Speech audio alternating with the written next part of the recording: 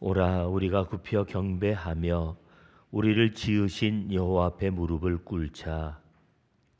대저 저는 우리의 하나님이시요 우리는 그의 기르시는 백성이며 그 손의 양이라. 너희가 오늘날 그 음성 듣기를 원하노라. 아멘.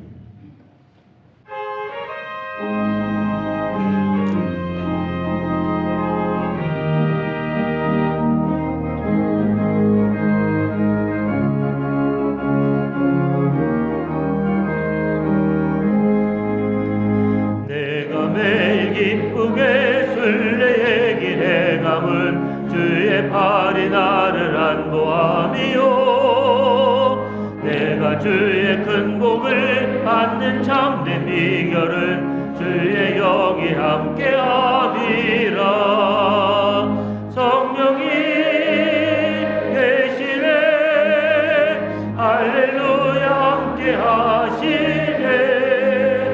좁은 길을 걸으며 밤낮 기뻐하는 것 주의 영이 함께함이라.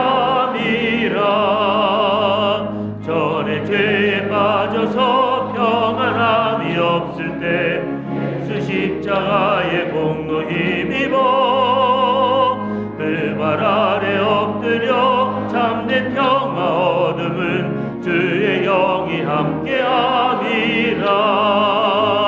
성령이 계시네. 할렐루야 함께하시네. 좁은 길을 걸으며 밤낮 기뻐하는 것 함께함이라. 나와 동행하시고 모든 염려하시니 큰 숲의 새와 같이 기쁘다. 내가 기쁜 마음으로 주의 뜻을 행함은 주의 영이 함께함이라. 성령이 계시네. 할렐루야 함께하시네. 좁은 길을 걸으며 밤낮 기뻐하는 것 주의 영이 함께함이라. 세상 모든 영광과 나의 모든 성욕은 십자가의 이미 몫을 받았네.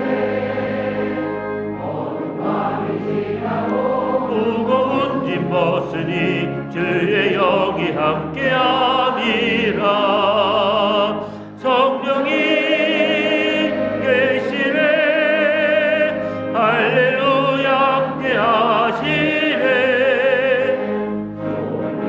걸으며 밤낮 기뻐하는 것 주의 영이 함께함이라.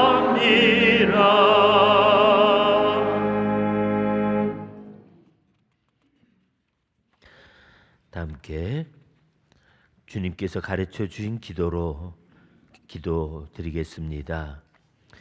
하늘에 계신 우리 아버지, 아버지의 이름을 거룩하게 하시며 아버지의 나라가 오게 하시며 아버지의 뜻이 하늘에서와 같이 땅에서도 이루어지게 하소서.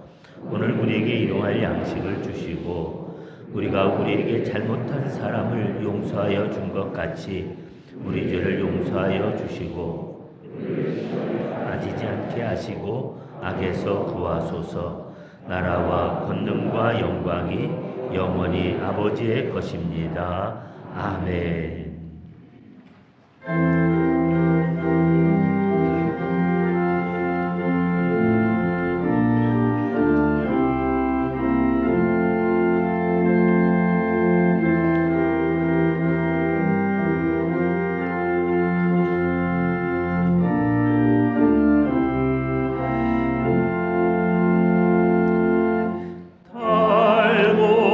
묘한 그 말씀 생명의 말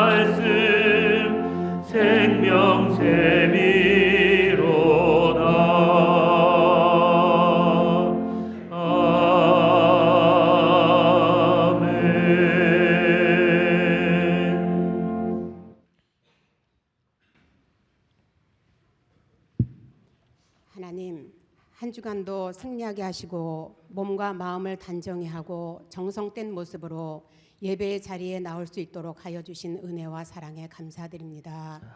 세상에서 지치고 찢기고 상한 모습 그대로 나왔습니다. 저희는 먹든지 마시든지 하나님의 영광을 위하여 살고 있다고 생각은 하나 알게 모르게 누군가에게 준 상처로 또는 받은 상처로 어떻게 해야 할지 몰라 해결하지 못하여 주님께 머리 숙여 기도드립니다. 용서하여 주시옵소서. 위로하시고 치료하여 주시옵소서. 새롭게 이재명 정부가 시작되었습니다. 하나님을 두려워하며 하나님의 음성에 귀 기울이며 청렴한 돕는 동력자들 붙여주셔서 먼저 나라와 국민을 우선으로 생각하며 살기 좋은 나라로 이끌어 나아갈 수 있도록 지혜를 주시옵고 하나님의 뜻에 합당치 않은 그 어떤 법도 통과되지 않고 세상 속에서 하나님의 나라가 반드시 흥왕하게 하여 주시옵소서. 하나님, 대한민국을 친히 진두지휘 주관하시어 나라가 평안하여 희망이 있는 나라로 자자손손 살아갈 수 있는 후손에게 축복받은 나라로 물려줄 수 있기를 간절히 소원합니다. 무엇보다도 국수교회 우리의 자녀를 주님께 맡겨드립니다. 하나님의 말씀에 의지하여 믿음을 놓지 아니하고 기쁨으로 하나님의 일에 참여하게 하시고 아름다운 교제가 이어져 온전한 믿음으로 믿음의 대가 끊어지지 아니하고 대대로 성령으로 충만하여 하나님께서 주신 달란트를 주님의 나라를 위하여 써주시기를 간절히 바라고 원합니다. 영의 눈을 열어주셔서 주님의 세계를 보게 하시고 귀를 열어주셔서 주님의 말씀을 듣게 하시고 마음을 열어주셔서 주님의 뜻을 밝히 깨닫게 하여 주시옵소서. 사회에 나가서도 죄와 타협하지 않게 간섭하여 주시고 말씀과 기도로 승리하는 자녀들이 되게 하여 주시옵소서.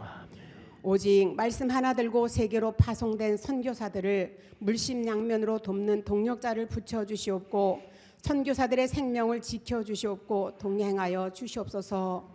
하나님, 북한의 지하교회에서 숨지겨 순교를 작정하며 오히려 대한민국을 위하여 기도하는 기도에 귀 기울이시어 그 눈물을 닦아주시옵고 그들의 기도가 속히 이루어져 저들이 평안하게 하시고 남과 북이 자유롭게 왕래하며 서로 부족한 것 도와가며 협력하며 살아갈 수 있도록 하여 주시옵소서.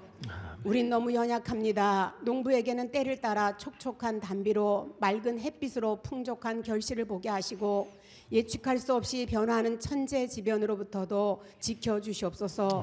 온 성도들 어려운 시기에 손이 수고한 대로 먹을 수 있도록 하여 주시옵소서. 행여나 캄캄하고 긴 터널 아니나 가파른 산기슭에 서 있는 성도가 없도록 얼굴을 돌리사 하나님의 자녀로 베풀고 나누는 삶 누리기에 부족함 없게 하여 주시옵소서. 하나님께서 이끌어 주시지 아니하면 저희는 한 발짝도 앞으로 나아갈 수가 없습니다.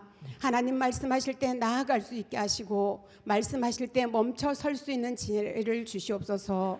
오늘도 보이는 곳에서 보이지 않는 곳에서 이 시간을 온전한 예배로 드리기 위하여 봉사와 헌신으로 드리는 분들을 살펴주시옵소서. 담임 목사님 강건하게 하여 주셔서 감사합니다. 평생을 하나님의 일에 최선을 다하셨습니다. 노후가 복되고 형통하게 하여 주시옵소서. 오늘도 말씀을 선포하실 때 잠자는 영혼이 깨어나 생명의 말씀에 집중하게 하사 문제가 떠나가고 병이 치유되고 말씀으로 향한 바라봄의 밭이 윤택하여 좋은 씨앗으로 좋은 열매 맺고 세상을 넉넉히 이기고 지배하고 다스리고 정복할 수 있는 성도의 삶 살게 하여 주시옵소서.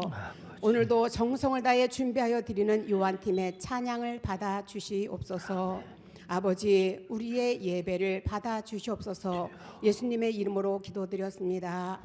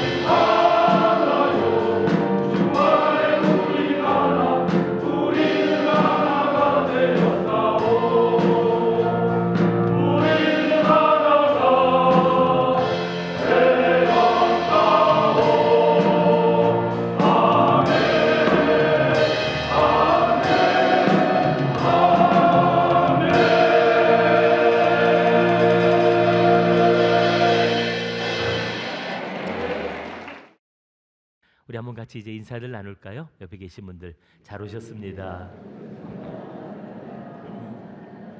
예, 오늘도 큰 은혜 받으시기 바랍니다. 주님의 이름으로 함께 축복합니다.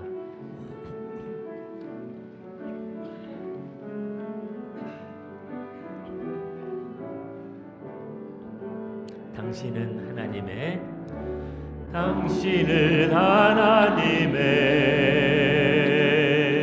언약 안에 있는 축복의 통로, 당신을 통하여서 열방이 주께 돌아오게 되리. 우리 옆에 있는 분들 보시면서 축복해 주세요. 당신은 하나님의 언약 안에 있는 축복의 통로, 당신을 통하여서 열방이 주께 예배하게 되리. 우리 자녀들을 축복할까요? 당신은 하나님의 언약 안에 있는 축복의 통로, 당신을 통하여서 열방이 주께 돌아오게 되리.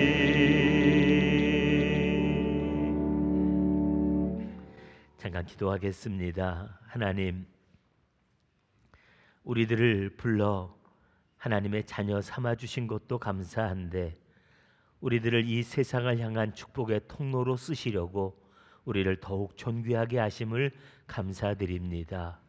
우리가 비록 연약할지라도 하나님의 사랑과 은혜가 차고 넘쳐 우리 주변이, 우리가 살아가는 삶이 더욱 복되게 하여 주시고 많은 사람들을 세워줄 수 있는 거룩한 삶이 되게 하여 주옵소서. 특별히 우리 자녀들을 위해 기도합니다.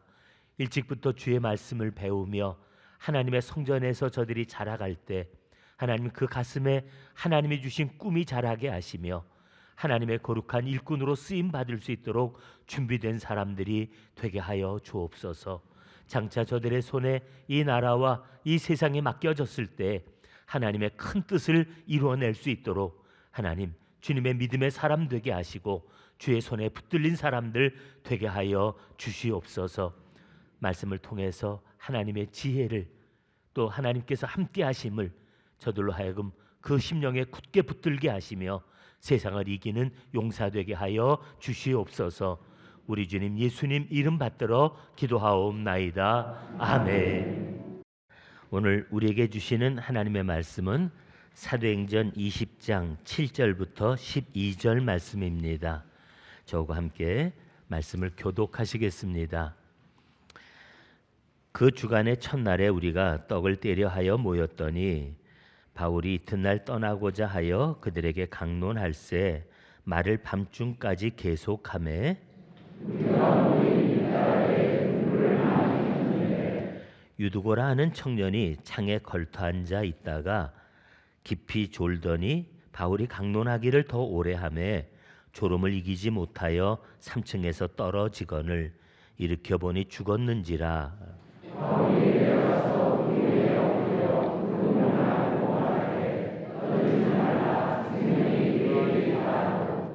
올라가 떡을 떼어 먹고 오랫동안 곧 날이 새기까지 이야기하고 떠나니라. 아멘.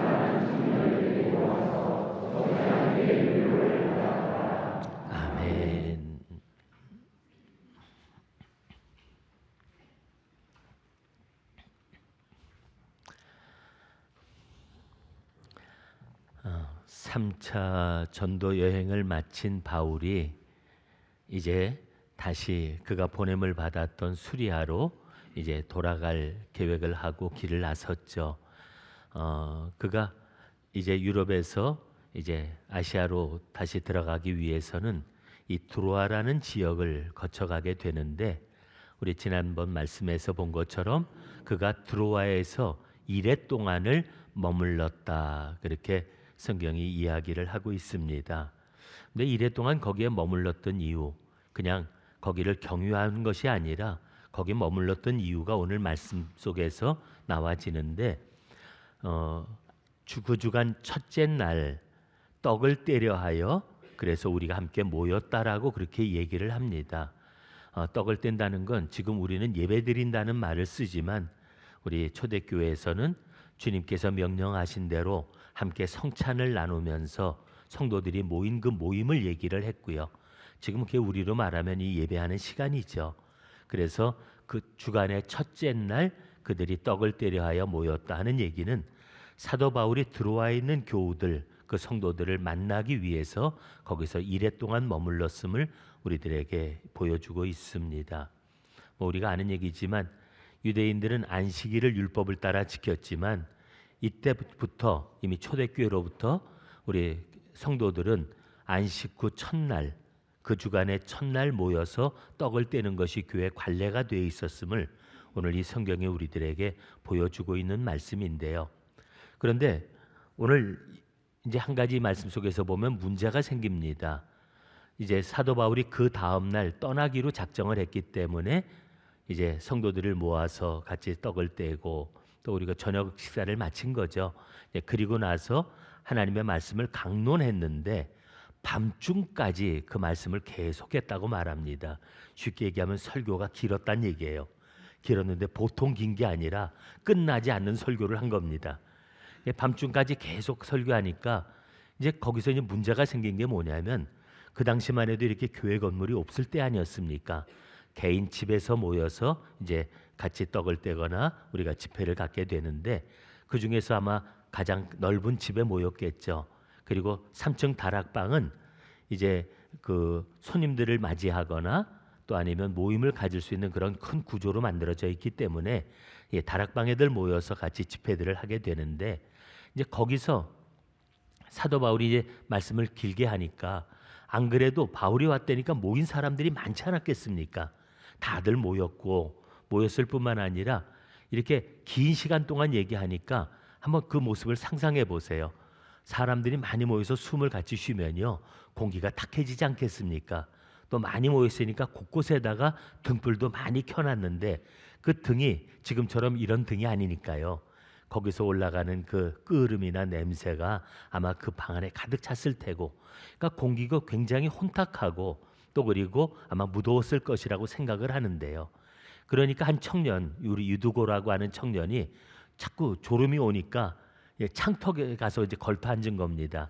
환기를 위해서 이제 창문을 뚫어놨겠죠. 근데 거기 걸터 앉아서 이제 말씀을 듣는데 그래도 말씀이 끝나질 않으니까 결국 이게 졸다가 못해서 아주 깊이 잠이 들었어요. 그만 거기서 떨어지고 말았는데 오늘 말씀해 보니까 죽었다 그랬습니다. 아이고 좀 적당히 좀 하시지. 해도 왜 이렇게 또 오래 하셨어. 그리고 또 유두고도 그렇지. 그렇게 졸리면 어느 구석에 가서 잠을 자든지 그만 내려가 좀 눈 붙이면 될 걸. 그걸 또 굳이 버티겠다고 또 창턱 가서 앉아 졸다가 떨어져서 그만 사고가 생기고 말았는지요. 근데 다행인 것은 그래도 이제 사람들이 내려가 보니까 유두고가 죽었다 그랬습니다.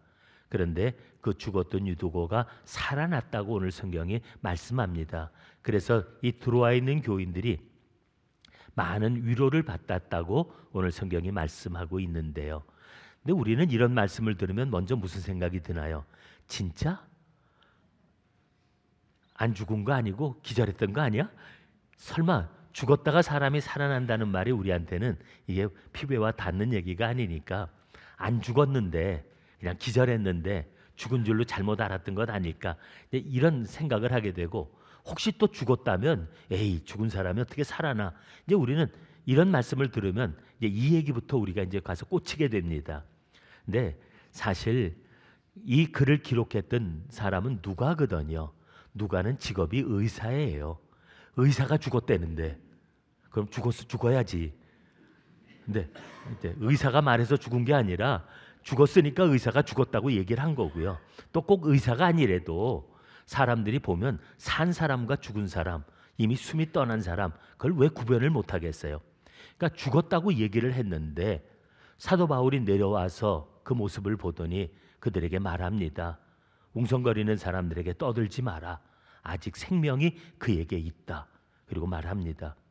근데 여러분, 이 말을 누가 감히 할 수 있는 말일까요? 모두가 다 죽었다고 얘기하는데 뻔히 보니 죽은 게 확실한데 아니다, 떠들지 마라, 생명이 아직 그에게 있다라고 말할 수 있는 것은 그게 아무나 할 수 있는 얘기가 아닙니다. 우리가 예수님께서도 그 야이로의 딸 집에 갔을 때 이미 길에서 시간을 지체하다 보니까 그 딸이 죽고 말았습니다. 사람들이 이미 다 죽었다고 얘기하고 장사진을 준비하고 있었습니다. 근데 예수님께서 방 안에 들어가시면서 다 돌려보내라. 그리고 하신 말씀이 뭡니까? 아직 생명이 그에게 있다. 네, 여러분, 이 말은 아무나 할 수 있는 얘기가 아니거든요. 그럼 사도 바울이 도대체 뭘 믿고 그런 소리를 했을까요? 바울이 도대체 뭔데 죽은 사람을 자기가 살릴 능력도 없는 사람이 어떻게 그런 말을 할 수 있었을까요? 여러분 한번 생각해 보세요. 지금 본인도 책임은 있지 않습니까? 너무 오래 설교를 해가지고 사람이 그만 이렇게 사고가 생기게 만든 책임도 있고요.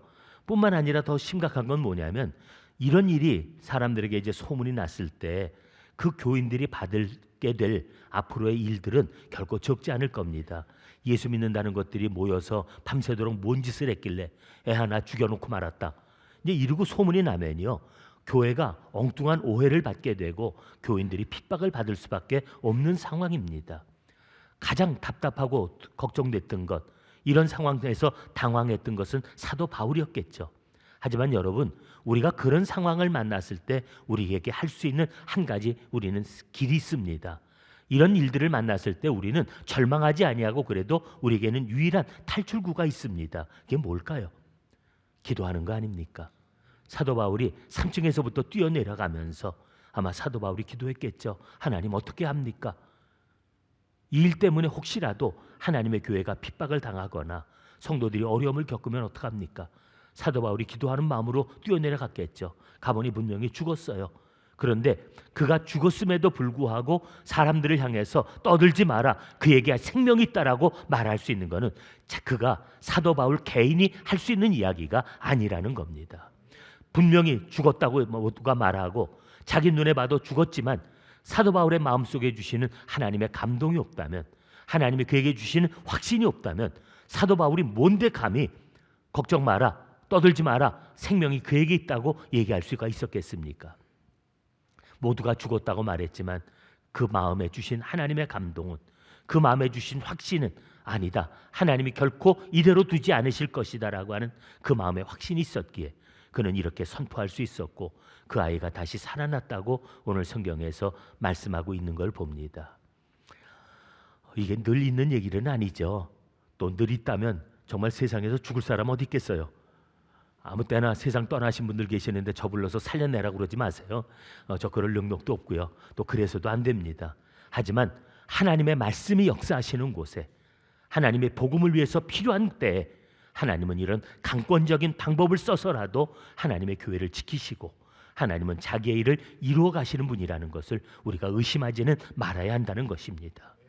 지금도 하나님의 복음을 전하는 곳곳에서 우리가 상상할 수 없는 일들, 논리적으로 설명이 되지 않는 그런 기적의 역사가 나타나는 것은, 그것은 우리의 이성을 뛰어넘는, 우리들의 판단과 상식을 뛰어넘는 하나님의 능력과 역사가 지금도 우리 가운데 여전히 계속되고 있기 때문입니다.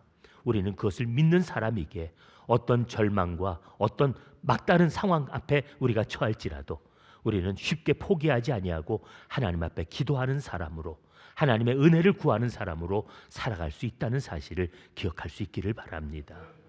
근데 저는 죽었다가 사람이 살아났다는 이 얘기보다 솔직히 제 관심은 다른 데 있습니다. 이 말씀을 읽으면서 제게 더 감동과 은혜를 주는 말씀은 그 말씀이 아닙니다. 도대체 사도 바울은 그 다음날 아침에 떠날 사람이 왜 이렇게 밤새도록 하나님의 말씀을 전하는 일에 목을 메고 있었을까? 아니, 저도 피곤하잖아요. 먼 길을 왔고 또 그리고 이제 먼 길을 가야 될 사람인데 그러려면 잠도 좀 푹 자둬야 되고 짐도 좀 꾸려놔야 되고, 그런데 사도 바울에게 그런 일은 관심이 없었습니다. 그런 상황에도 불구하고 사도 바울은 밤늦게까지 하나님의 말씀을 전하고 있었던 모습을 보게 됩니다. 바울만 그랬나요? 이 드로아의 교인들도 마찬가지였습니다. 그렇게 비좁은 곳에 많은 사람들이 모여서 그 공기도 탁하고, 그리고 정말 바울이 뭐 말이나 재밌게 하는 사람이었어요. 진지하기는 한없이 진지한 사람이지만 말도 어눌한 데다가 또 뿐만 아니라 그건 재밌게 말할 수 있는 재주는 없던 사람이었거든요. 너무 심각하게 얘기하면요, 멀쩡하던 사람도 졸리게 마련인데 이걸 몇 시간씩 그런 얘기를 하고 있다 보면 다 잘 수밖에 없잖아요. 그런데도 그 자리를 떠나지 아니하고 있었던 교인들의 모습을 봅니다. 이 유두고도 마찬가지예요. 그러면 좀 들어가 잘 것이지 왜 거기 앉아 있다가 사고를 내요. 그런데 그 자리를 떠나지 않고 그 말씀을 밤늦게까지 듣고 앉아 있었던 그 교인들의 모습을 한번 생각해 보자는 겁니다. 왜 그랬을 거라고 생각하세요? 여러분, 사도 바울은요, 이제 이 길을 지나가면 다시는 이곳에 돌아올 수 없다는 것을 누구보다 잘 알고 있었습니다. 사도 바울이 하나님의 감동과 그가 원하는 꿈은 로마로 가서 복음을 전하는 것이었고요. 그러기 위해서 다시 이곳에는 발걸음을 할 수 없을 것이라는 사실을 사도 바울도 알고 있었고 드로아 교인들도 알고 있었습니다. 하나님께서 그들을 가는 길목에서 비록 만나게 하셨지만 그곳에서 예수를 믿은 성도들이 만나서 함께 보내는 그 마지막 밤을 사도 바울이나 교인들이나 선택할 수 있었던 것은 오직 하나였습니다. 하나님의 말씀을 한마디라도 더 전하겠다고 하는 것, 그게 바울의 열심이었고요. 그 말씀을 한마디라도 놓치지 않고 밤새도록이라도 그 말씀을 듣기를 원하고 그 자리를 지켰던 것도 바로 성도들의 모습이었다고 하는 겁니다. 저는 오늘 이 만남이, 이 모임이 그래서 저는 또 감동이 되고 너무나 아름답다고 생각됩니다. 우리에게 주어진 마지막 시간, 우리가 보낼 수 있는 그 마지막 순간까지 사도 바울이나 교인들이나 오직 하나님의 말씀 하나를 놓고 그 자리에 모여서 자리를 떠날 수 없었던 그들의 모습을 생각해 보면서 그 초대교회 교인들이 얼마나 말씀을 사모했는지 우리가 그 모습을 다시 한번 우리들이 느껴볼 수가 있다고 하는 사실입니다. 요즘은 분위기가 많이 달라졌죠. 지금은 성경책도 사방에 굴러다닙니다. 뭐 번역도 다양하게 해놔가지고서 그래서 수많은 종류의 성경책들이 서점에 쌓여 있습니다. 뭐 성경만 있나요? 우리 들고 있는 휴대폰에도 어플이 있어서 우리가 보자고 그러면 성경 말씀을 여기서도 얼마든지 볼 수가 있습니다. 뿐만 아니라 지금 우리는 예배 시간도 많죠. 뭐 세미나도 많죠. TV를 틀면 방송에서도 목사님들의 설교가 계속 나오고 있고요. 좋은 신앙 서적들도 얼마나 많은지 모릅니다. 이제는 말씀이 굉장히 흔한 세상이 되어버렸고 우리가 원하면 언제든지 24시간 말씀을 들을 수 있는 그런 여건 속에서 우리가 살아가고 있습니다. 한번 해보세요. 성경책 어플 틀어놓고요. 얘기하라고 그러면요. 우리는 잠들어도 얘는 밤새도록 24시간 성경 읽어주고 있습니다. 이젠 그런 세상을 우리가 살아가고 있는데요. 얼마나 은혜가 풍성합니까? 얼마나 우리가 하나님의 말씀을 듣기에 좋은 세상을 살아갑니까? 근데 저는요. 오히려 그렇게 말씀을 한 권, 성경 한 권도 그 손에 없던 사람들, 말씀을 듣기 위해서 그 밤을 보내야 됐던 그 성도들과는 다르게 우리는 지금도 이 말씀의 홍수 속에 살아가는 것 같지만 오히려 아쉽게도 말씀을 사모하는 열심은 점점 더 우리에게서 사라져가는 것은 아닌가 하는 생각을 하게 되는 겁니다. 이게 뭐 풍요 속의 빈곤이라고 그랬나요? 차고 넘치는 것 같은데 오히려 우리들의 마음에는 말씀을 담을 그릇이 없습니다. 말씀을 사모하는 마음이 없습니다. 예배 시간만 조금 길어지면 벌써 그러고 벌써 짜증내는 모습들이 보여지고요. 그리고 또 예배 드리냐고 하는 불평 어린 소리들이 또 들려지는 걸 보게 됩니다. 왜 그렇게 됐을까요? 우리들은 말씀이 흔하다고 말하지만 정작 우리들의 마음에 말씀을 담을 수 있는 자리가 별로 거하지 않기 때문입니다. 저는 미국에 갔을 때 제가 갈보리 채플에서 그 강해 설교를 공부하러 갔다가 사실 그곳 교인들을 보고서 되게 충격을 많이 받았어요. 왜냐하면 그 미국 사람들 보면 우리보다도 더 당시에 정말 풍요롭고 또 그리고 많은 걸 누리는 사람들로서 그 사람들이 말씀에 그렇게 진지하고 열심일 거라는 걸 제가 생각을 못했습니다. 근데 갈보리 채플 갔다가 놀랬던 건 뭐냐면요. 참 그 사람들이 말씀을 사모하기 위해서 교회로 오는데 우리처럼 주일날 아침에 한번 예배 드리는 게 아닙니다. 매일 저녁 예배가 있어요. 근데 그 넓은 운동장에 차가 하나 가득 메이도록 매일 밤 사람들이 몰려듭니다. 본당 안에 들어가 보니까 사람들이 왜 그렇게 많은지요. 저희는 주일날 가서 한국에서까지 왔는데도 불구하고 조금 시간이 늦었다고 본당 안에 들어가지도 못했습니다. 옆에 있는 부속실에다가 이렇게 방송을 켜놓고 거기서 우리가 예배를 드려야 됐는데 시간 모여든 사람들이 왜 그렇게 많은지요. 더더군다나 놀란 거는요. 이 척수민수 목사님 설교하시는데 설교가 안 끝나요. 우리는 1시간 그러면 1시간 안에 예배를 끝내야 되는데 예배를 드리는데 3시간, 2시간도 좋고 3시간도 좋고 그냥 끝나야 끝나는 겁니다. 근데 아무도 불평 안 하더라고요. 그리고 말씀을 읽는데 쥐죽은도 조용한 것 같은데 말씀 한마디 하시다가 목사님께서 성경 말씀 어디에 그러고 얘기하면요. 그 말씀을 찾아보기 위해서 성경책을 넘기는 소리가 마치 시냇물 흘러가는 것처럼 촤 하고 성경책을 찾는 소리가 들리는데 전 세상에 그렇게 아름다운 소리는 제가 그렇게 아름답게 들리는 소리는 어떤 음악을 통해서도 들어보지 못한 소리였습니다. 몇 시간 내내 말씀을 전하는 동안에 성경 말씀을 찾아 읽어가면서 함께 말씀을 나누는 그 교인들의 모습이 얼마나 진지했었는지요. 그 모습 보면서 감동받았던 그때 그 생각을 보면서 오늘 우리들이 드리는 예배를 한번 다시 생각해 보게 됩니다. 예배는 폼나죠. 멋있게 드리죠. 순서 깔끔하죠.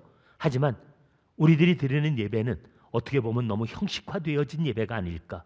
정말 이 예배 속에서 말씀을 사모하는 모습들, 말씀을 한마디라도 더 듣기 위해서 간절한 모습들이 과연 그들과 비교했을 때 우리에게 부족함이 없다고 말할 수 있을까 하는 생각을 해봅니다.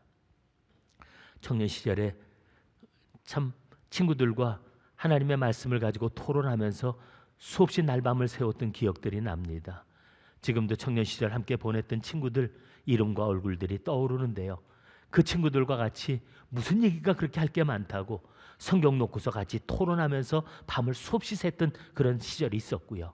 뿐만 아니라 또 군대에 가서까지도요 만났던 신앙의 친구들, 정말 군대 생활 속의 그 피곤한 생활 속에서도 만나서 같이 말씀을 나누면서 밤을 새우고 같이 얘기했던 그런 기억들을 가지고 있습니다.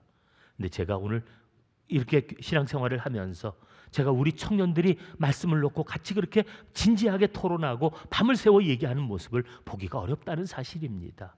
우리 성도들이 모인 자리에 보면 오만 다른 얘기들은 해도 말씀을 놓고 같이 고민하고 그 말씀을 같이 놓고 토론하면서 은혜들을 나누는 모습을 보기가 얼마나 어려워졌는지 모릅니다. 여러분, 이것이 바로 지금 우리 교회가 처해져 있는 모습인데요. 저는 그런 우리들의 모습이 아무리 외형적으로는 그럴듯해졌다 할지라도 아무것도 없는 환경 가운데서 말씀을 듣기 위해서 정말 그 어둡고 침침한 곳에서 냄새나고 답답한 곳에서 밤새도록 말씀을 전하려 했던 바울이나 그 말씀을 드리려고 했었던 교인들의 모습, 그들이 가졌던 말씀에 대한 열정과 지금 우리들의 마음의 모습을 비교해 보면서 제게는 잃어버린 것 같은 아련한 아픔을 다시 한번 느껴보게 되는 겁니다. 여러분, 지금 우리가 다시 회복하고 세워야 될 것이 뭐라고 생각하십니까? 저는요, 우리가 지금 교회가 무엇인가라는 교회론이 지금 얼마나 잘못됐나 하는 것을 다시 한번 느끼게 되는데요. 우리는 언제부턴가요, 말씀에 목숨을 걸었던 교회가 이제는 말씀을 내려놓고 그리고 거대한 교회들을 짓기 시작을 했습니다. 경쟁적으로 교회를 지었습니다. 50년, 100년이 아니고요, 몇백 년 걸려서 지금 짓고 있는 교회도 있고요. 그리고 그렇게 오랜 세월 지어서 이제는 문화재급이 되는, 아니 인류 문화의 유산이라고 말해도 될 만한 거대한 교회들을 많이 세웠습니다. 단순히 거대한 것이 아닙니다. 거기에다 아름다운 조각과 그림들을 그렸습니다. 금칠은칠해가면서 화려하게 꾸몄습니다. 이제는 하나님의 말씀 대신에 볼 곳이 많은 교회가 되어버리고 말았습니다.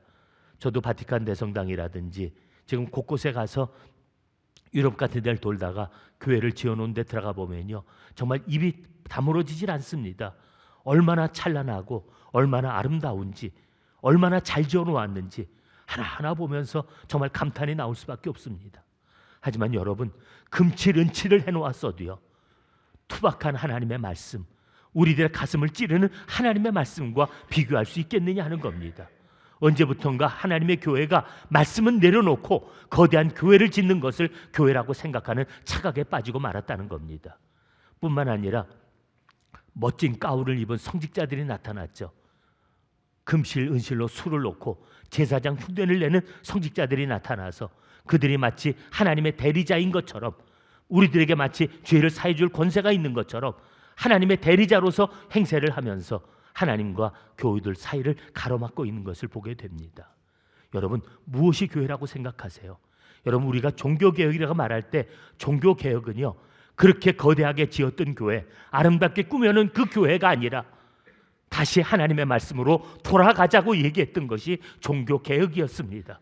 우리가 지금 믿는 이 신앙, 우리가 개신교 교인이라고 말하는 이 신앙은 건물에 우리가 함몰되는 신앙이 아니고요, 조직에 함몰되는 신앙이 아니고요, 다시 하나님의 말씀으로 돌아가자고 하는 것이 종교개혁이었습니다. 루터는 하나님의 말씀을 라틴 말에서 자기 나라 말로 번역을 해놓았습니다. 그걸 인쇄를 했습니다. 사람들의 손에 들려주었습니다. 교회만 다니면 됐던 사람들이 있었지만요, 교회만 다니는 것이 신앙이 아니라 그 말씀을 읽었던 사람들이 바로 개신교 교인들이었습니다. 옛날에 종교전쟁이 일어났잖아요. 개신교하고 또 구교하고 서로 죽고 죽이는 싸움이 정말 끝없이 역사에서 일어났었습니다. 그런데 여러분, 개신교인과 구교인과 무슨 차이가 있을까요? 얼굴이 달라졌나요? 그들이 달라진 모습이 외부로 드러나는 게 아무것도 없었습니다. 다 같이 하나님을 믿는 사람, 다 같이 신앙으로 살겠다는 사람입니다. 그런데 뭐가 그들을 다르게 만들었다고 생각하세요? 교회만 다니는 사람들하고 교회가 없어도 좋아요, 말씀을 붙들고 사는 사람하고, 이 두 가지가 구교와 신교를 갈라놓는 큰 줄이 되었다고 하는 겁니다. 성도들은요, 말씀을 읽다가 죽었습니다. 죽어도 말씀을 손에서 놓지 않았습니다. 그 손에 성경이 있으면 그는 개신교인들이었고, 그리고 우리는 그렇게 신앙을 살았던 개신교인들의 후예들입니다.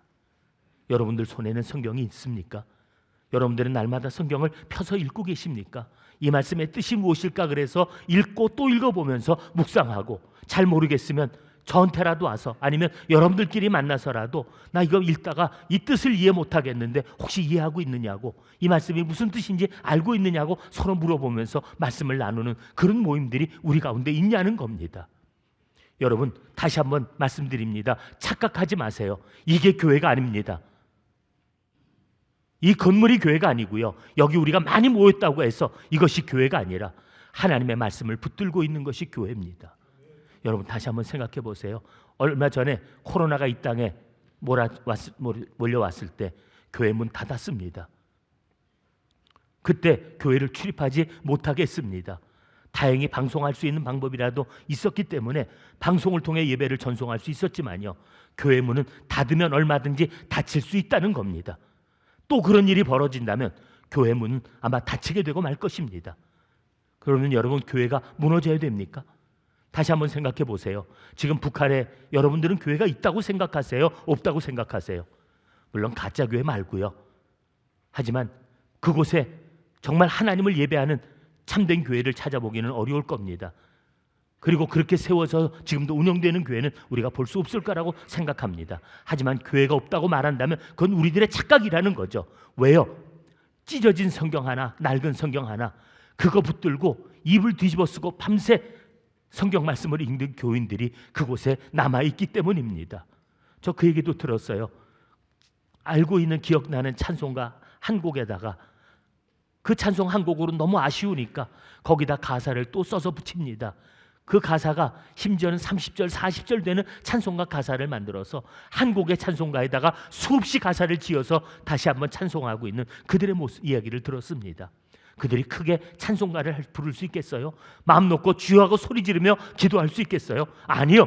하지만 하나님의 말씀을 붙들고 혹시라도 밤에 불빛이 새어나갈까 봐 이불을 뒤집어 쓰고 하나님의 성경을 읽더라도 찢어진 성경 하나를 닳고 닳도록 읽으면서도 그 말씀을 붙들고 살아가는 성도들이 있는 한 북한의 교회는 살아있는 겁니다. 오히려 큰 교회가 있지만 말씀을 읽지 않는 교인들이 수없이 모여서 멋지게 예배드리고 흩어져 버려도 이곳에 하나님의 말씀이 있다고, 교회가 살아있다고 말하기는 더 어렵다는 사실입니다.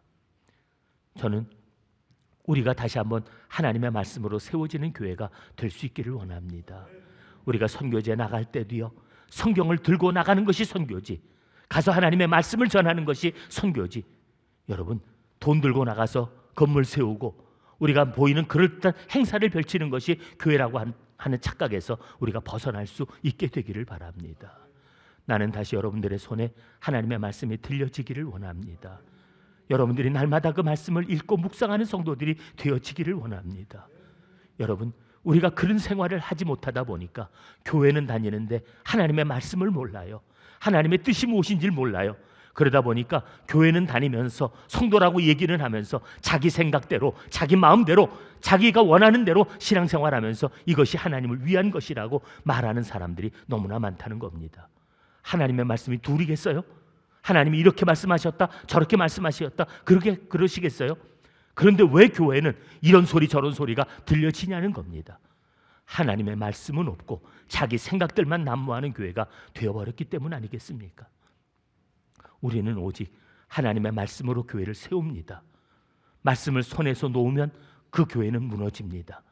하지만 말씀을 읽고 우리가 붙들고 있으면요, 코로나가 다시 오거나 말거나, 심지어는 다시 이 우리나라가 전쟁이 일어나거나 아무리 교회를 핍박해서 다 무너져 버린다 할지라도 말씀을 들고 있는 사람이 있는 한 교회는 결코 무너지지 않습니다. 그 말씀이 이끄는 대로 순종하며 살아가는 사람들이 있다면 그들을 통해서 하나님의 나라는, 그 역사는 이 땅에 반드시 이루어지게 될 것입니다. 오늘 이 트로아에서 있었던 한 어이없는 사건, 정말 몇 시간인지도 모르고 밤늦게까지 말씀을 전하고 또 전했던 사도 바울이나, 그 말씀 듣겠다고 거기 앉아서 졸면서 앉아있었던 교인들이나, 우리의 눈에는 어떤 모습으로 보여질지 몰라도요, 말씀에 목숨 걸었던 사람, 하나님의 교회를 하나님의 뜻대로 살아보려고 하는 참 신앙을 세우려고 했던 그들의 모습이 오늘 우리가 단순히 구경거리가 아니라 오늘 우리가 살아가는 우리의 신앙의 모습이 되어질 수 있기를 원합니다. 우리가 함께 세워가는 우리들의 교회가 될 수 있기를 주님의 이름으로 축복드립니다. 함께 일어나셔서 응답의 찬양 드립니다.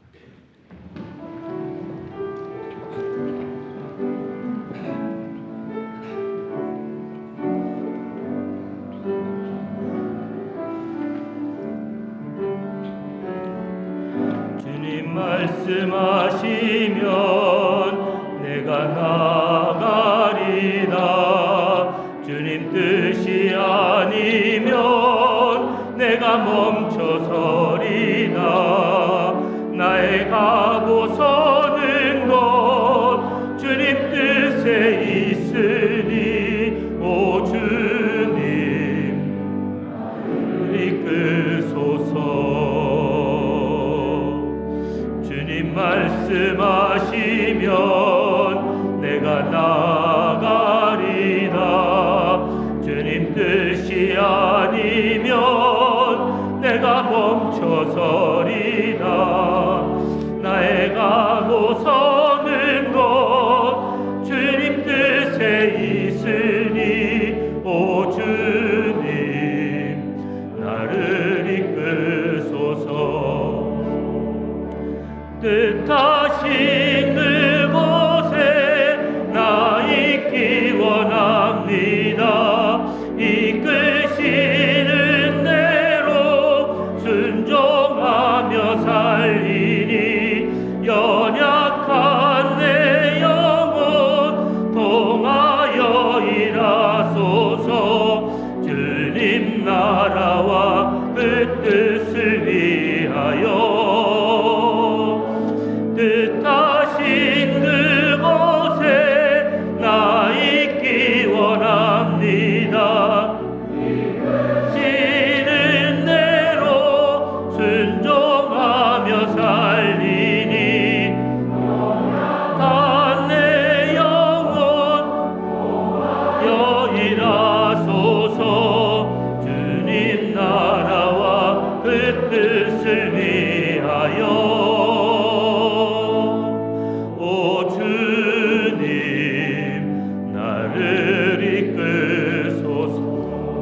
주님 날 이끄소서.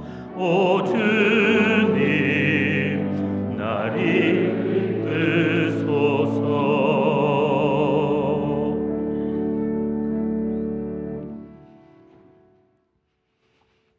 하나님, 우리에게 이 생명의 말씀을 주셨는데 우리가 구원받을 수 있는 유일한 길, 우리가 하나님의 능력을 덧입고 살아갈 수 있는 하나님 그 지혜를 우리에게 들려주셨는데 하나님 우리들은 헛된 이야기에 마음을 빼앗기고 세상 돌아가는 일에 우리들의 마음을 쓸지언정 오늘도 우리가 생명처럼 붙들어야 될 이 말씀을 놓치고 살아가고 있지는 않은지 이 시간 다시 한번 우리들의 모습을 돌아봅니다. 아버지 하나님, 다시 우리 손에 성경 말씀 있게 하여 주옵소서. 이 말씀을 사모함 있게 하여 주옵소서. 한 절 한 절 그 말씀을 통해서 하나님의 뜻을 깨닫는 지혜가 있게 하여 주옵소서. 내 마음대로 내 생각대로 내가 원하는 대로 살아가면서 하나님을 위한다고 거짓말하는 저희들 되지 말게 하여 주시고 주님이 내게 말씀하시는 그 음성 들으며 그 말씀 안에서 살아갈 수 있는 주의 사람들 되게 하여 주옵소서. 하나님, 우리의 교회는 말씀으로 세워진 교회가 되기를 원합니다. 우리의 믿음은 말씀 붙들고 살아가는 삶이 되기를 원합니다. 하나님의 말씀 앞에 순종하는 삶으로 오늘도 주님의 뜻 이루게 하여 주시옵소서. 이제는 우리 주님 예수 그리스도의 은혜와 하나님 아버지의 그 크신 사랑과 성령님의 역사하시며 감동하심이 하나님 이 시간 다시 한번 우리 손에 놓쳐버린 말씀을 다시 한번 우리 삶 속에 붙들기를 원하고 우리들의 머리에 가슴에 새겨 그 말씀대로 순종하며 살기를 다짐하는 사랑하는 주의 백성들 위해 이제로부터 영원까지 함께 계시기를 간절히 축원하옵나이다. 아멘.